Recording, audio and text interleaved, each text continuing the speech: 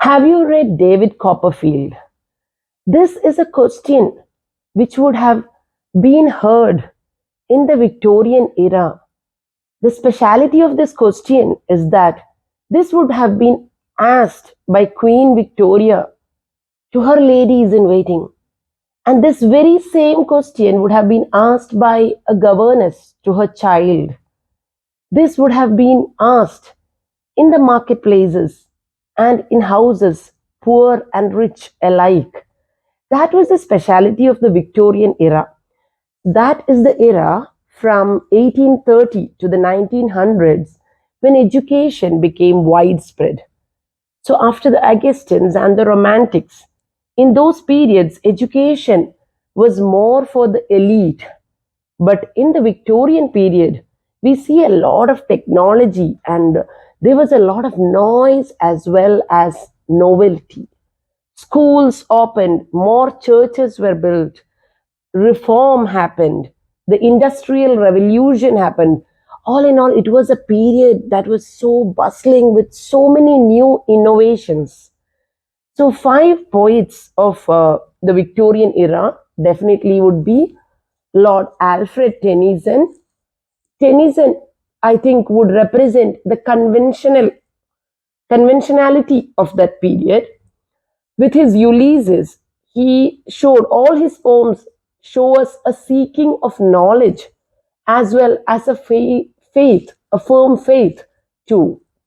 We have Matthew Arnold with his Dover Beach. He represented the doubt of that period, the doubt which made it impossible for Arnold to go back to the Christian faith.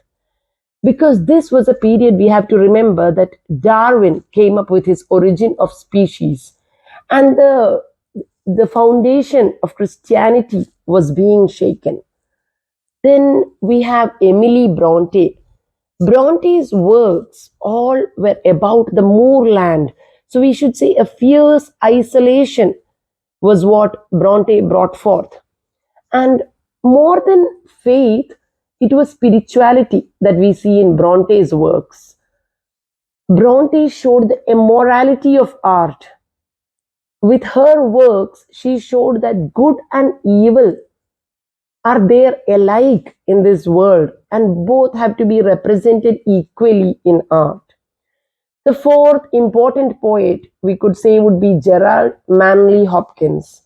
So, on one side, we have Arnold's doubt, coming from all the new theories of evolution as well as psychology.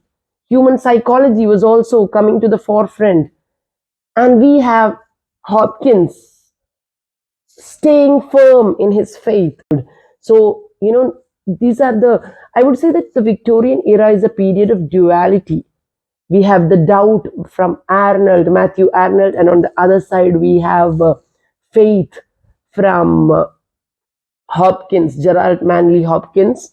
And lastly, we have to remember Robert Browning. Browning showed the escapism of the period, the dramatic flair of the period. Rather than talking about the present and the now, Browning took us into stories from medieval England, and he was the one who brought drama to the forefront. So, please write the lines of any of your favorite poets from the Victorian era, that is ranging from 1800 to the 1830 to the 1900, the period of industrial revolution and the rule of the Queen Victoria.